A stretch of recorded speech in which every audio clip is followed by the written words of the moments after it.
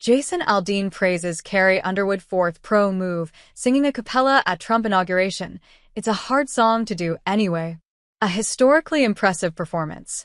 I think we all saw Carrie Underwood's incredible performance of America the Beautiful at the inauguration of President Trump on Monday, which has been widely praised from people on both sides of the aisle. Minus a few bitter trolls who couldn't form an objective thought to save their lives. Carrie ended up doing a stunning a cappella performance after some technical difficulties delayed the start, and it was a beautiful moment that I'm convinced only she could have pulled off so well.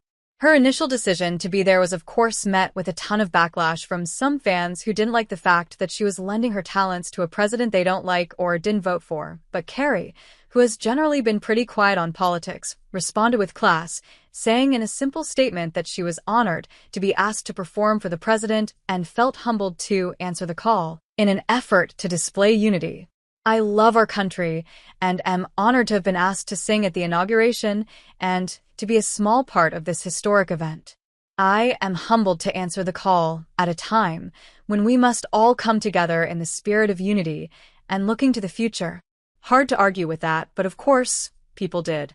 Although Carrie didn't endorse anyone in the 2024 presidential election or reveal who she voted for, most people assume she voted for Donald Trump. You know what they say about making assumptions.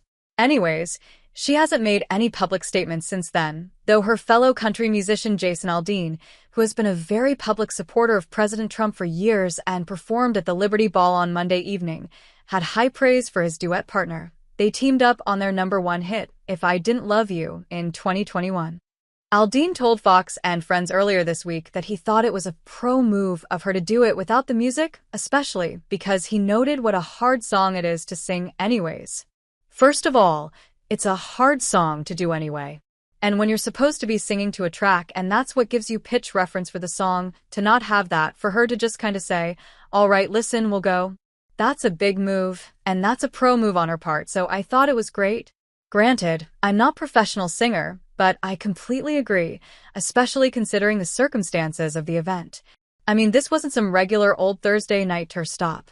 Many other Americans across the country and people all over the world seemed to agree and went back into the extensive Carrie Underwood catalog because she had 8 albums in the top 100 of the iTunes Country Albums chart earlier this week. 2 of them were in the top 2 spots, and a third was at number 9. The rest filled in throughout the other 100 spots. I just don't think this will ever get old, or that anyone else will ever top it, no matter who gets elected 4 years from now. I wouldn't want to have to follow this.